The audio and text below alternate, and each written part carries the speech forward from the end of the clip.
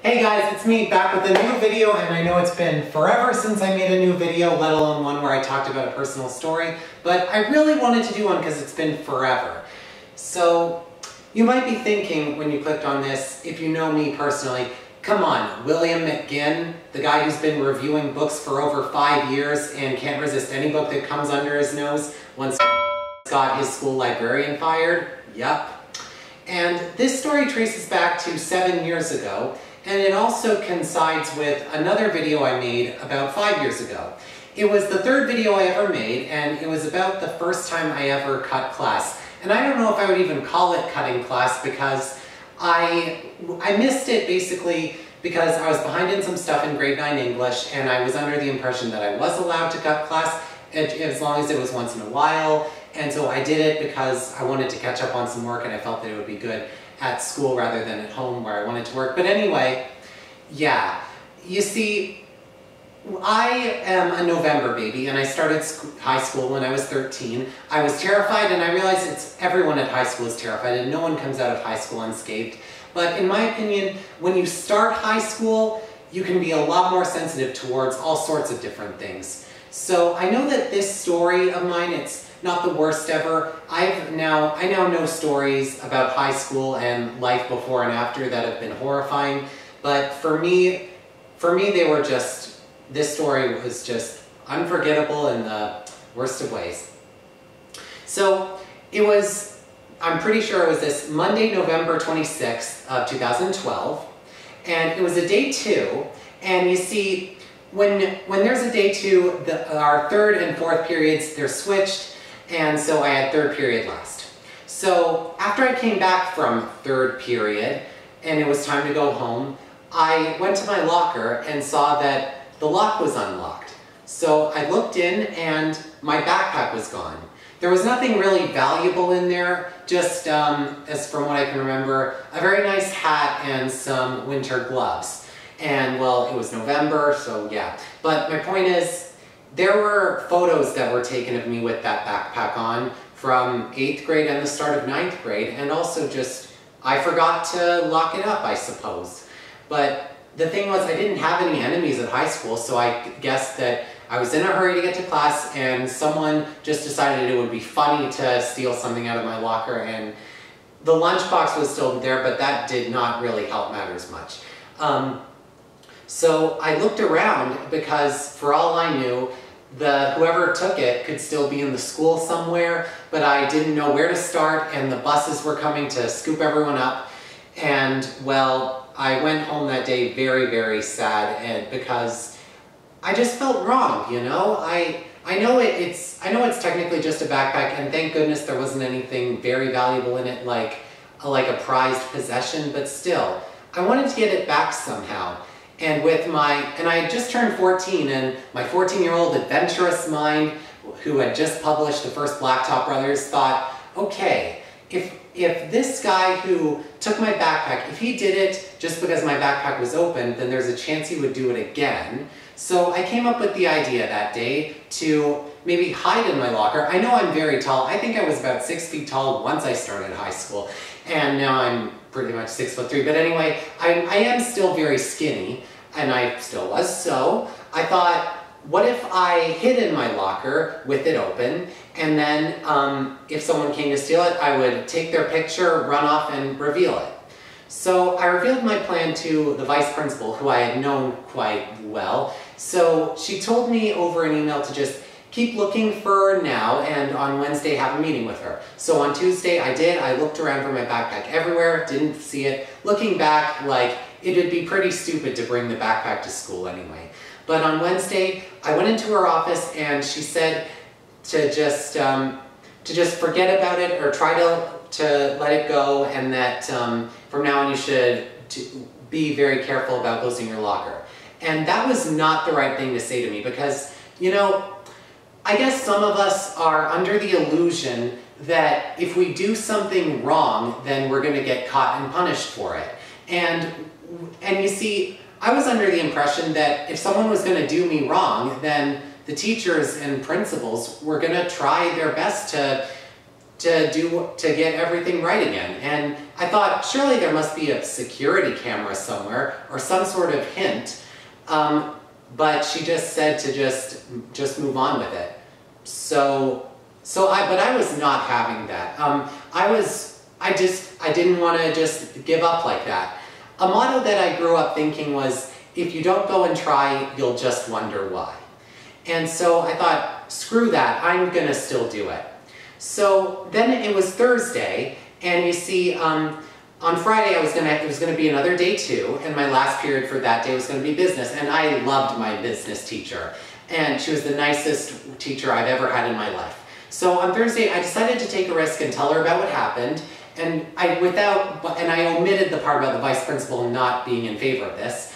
And well, she said that I could do that, but just to be careful. And also, I was very ahead of the projects we were doing in business class, so I thought, you know what, screw it, I'll stay here on Thursday to finish up everything I have to do so I can justify not going to class on Friday. So that's what I did, and on Friday I finally tried to do it, and it was 20 minutes in, I was just about in there, when the librarian came out and saw what I was doing. My locker is right next to the library, which kind of fits for me. And you see, this librarian, who I'm not going to reveal her name, she asked what I was doing, and you know what? She gave me a tour of the place on her own time of the high school when I first started. So I thought, yeah, and I also know her a little bit, so I trust her. So I went up to her like this and explained what was going on. I did, without explaining what the vice principal did as well, that I'm going to try to get back, so just try to act natural. But then she just stopped right in her tracks and said, I can't let you do that, that's dangerous. You're not allowed to do that. And I froze because I trusted her. I could have lied and said that I was just getting something heavy out of my locker, but no, and the worst part was, now if she came out again, like in another 15 minutes and saw that my locker was open, she'd realize I disobeyed her and put a stop to all of it again. And I wasn't sure how to react like that. I almost slammed my locker, but once she went back in, I just snapped out of it. I just thought, you know what? After what happened last month and now this, I grabbed my coat, which was on the top shelf of my locker, plus my new backpack, just ran down the halls to avoid any teachers ask what a 9th grader was doing, and I ran out of the school and left home for home early and walked 40 minutes down. It was the first time I cut class for real. And I kept imagining there was going to be a teacher or the principal on my tail for that whole time. I felt like I was running from the cops. So, and when I got in, I just collapsed because I felt like, now, if I was ever bullied for real or something, was no one going to protect me? No authoritarian figure, at least? It was then that I realized that there are some things I just can't trust people who follow rules vigilantly with. And I know that sounds like I support breaking rules all the time, but I put it this way, like, when someone, in my opinion, follows the rules and is so scared of even a little bit of a twist in them because they're worried they're going to get punished, then I don't really know if that's a good person I should talk about for my troubles, because they would put the rules over my emotions. This act was the first of something that really changed who I am. So I stopped talking to both the vice principal and the librarian for quite a while. The librarian said hi to me a few times. I ignored her each time. I wasn't ready to talk to her about it. But then one day, she actually really did notice that something was up with me when she talked to me. So she asked what was wrong. I decided now was a good time.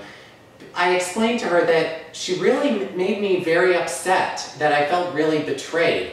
And when that happened, it was like a light switch flipped from on to off. She just went on saying, you weren't allowed to do that. I'm sorry that you feel that way, but rules are rules, and you have to follow them no matter what. Like, that's the exact tone she said. Then I said, like, in tears, well, how would you get your backpack back if your locker was stolen? You know what I mean. And the next thing she said is, I don't have to come up with a way to get a backpack back. I'm a teacher. And I stood there just dumbfounded and crying. Once again, I just punched my locker like that. And there was a very sweet guy who came up to me and patted me on the back saying, I know exactly how you feel, bro.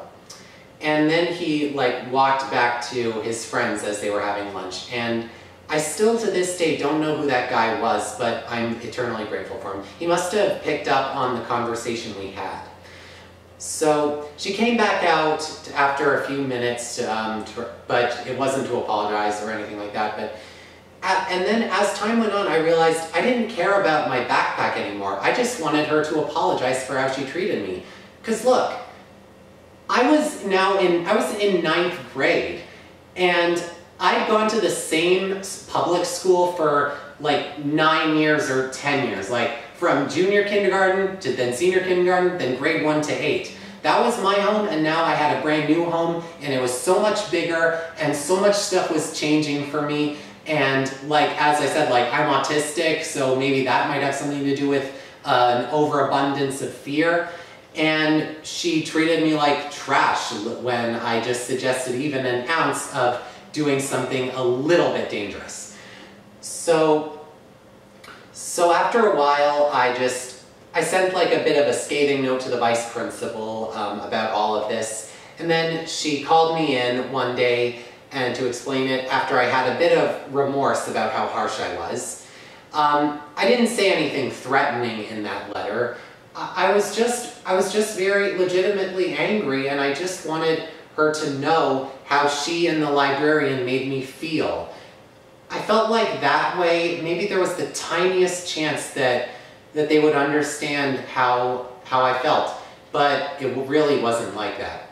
The vice principal then said to me that if she found out the librarian had allowed me to stuff myself in that locker to try to catch the thief, she wouldn't have fired her, but she would have been very angry with her. And then when the librarian was called in to talk about this, the vice principal said for me to be sympathetic to her because this was her lunch break and I was intruding on it.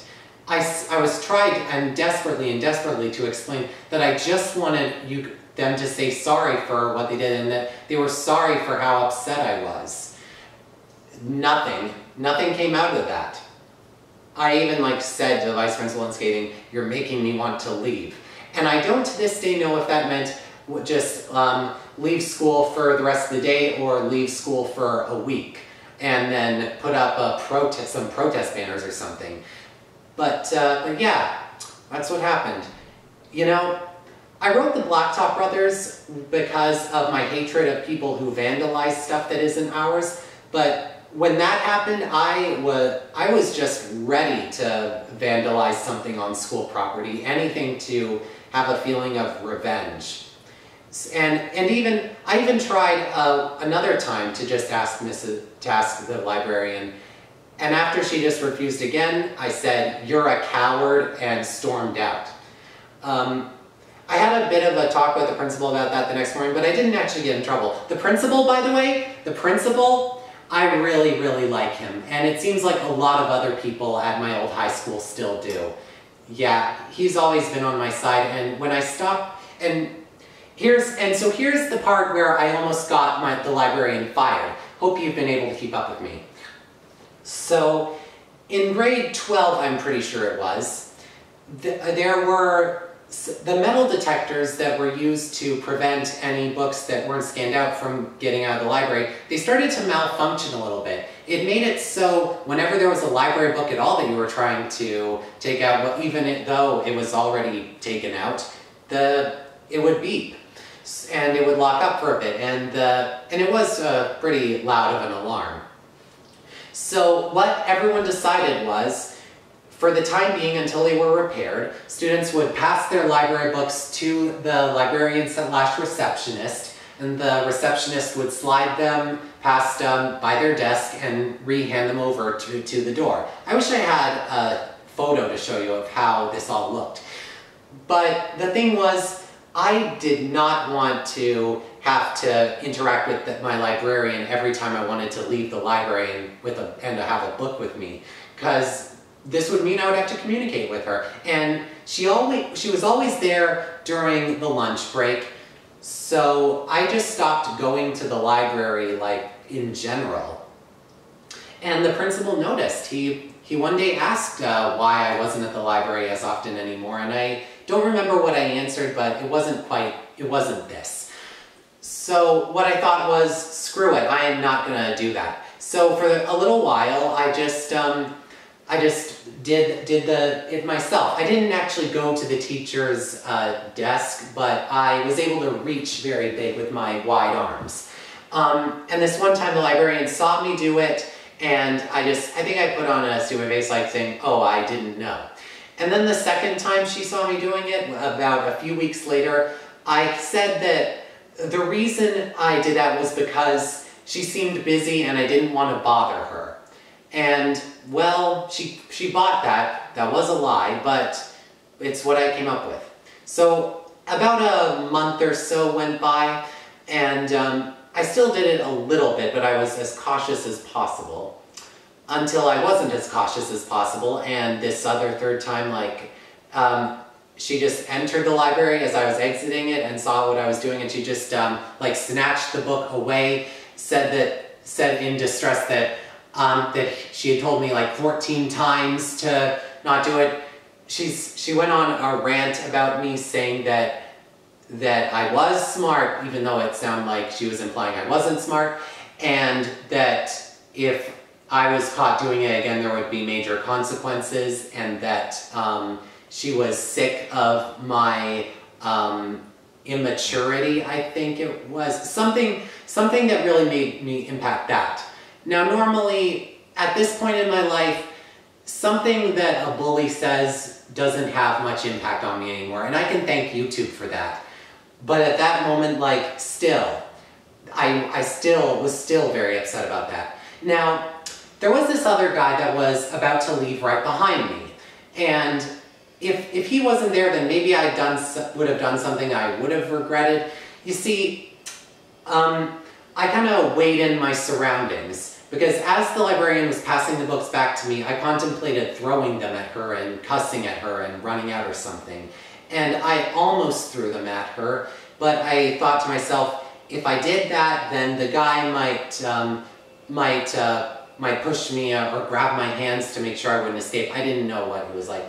I know that I sound really violent right now, but, like, I think that I can now keep my anger in a little bit better now. It's amazing how much buildup of anger can be in a teenager sometimes. So I left, and I cried for quite a bit. There was even a friend of mine who noticed me as I was getting my things and gave me a big hug. And then I almost cut class, but just decided against it at the last minute. And then in French, but I think I should have, because in French I still kept crying even when I tried to forget about it. And my French teacher came up and first got me some tissues, and then after a few minutes then came and asked what was wrong. That was a very, very great thing for my teacher to do. So I decided, you know what, she bullied me, so I'm sending a complaint. On the website of my high school, I looked at it and it said that I could file a bullying report and that the school takes bullying really seriously. So I typed it up, I explained what happened, I decided to be honest and talk about how I did do what I did, but it was just not right for the librarian to react the way she did.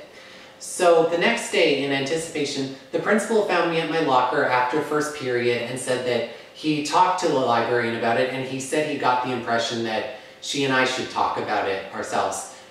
So he went away, and to be honest, I kind of wish there was a different reaction, but you know what? After that, I got a little bit of satisfaction, because I imagined the look on her face. I imagined the principal, her boss, coming up to her and and saying that I sent a bullying report about her, that she made me cry for like the 5th time, and that she was being unnecessarily cruel to me. I like sometimes to imagine the look of fear and surprise and just uncertainty about what was going to happen in the next few minutes.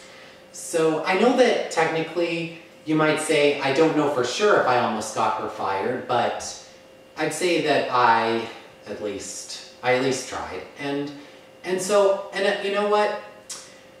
Because of all of this, because of all that happened, I've now grown up into a person who is kind of rebellious, but I mean, like, it's not like I just disrespect adults in general. And I have so many friends that have sympathized with what I went through as a teenager.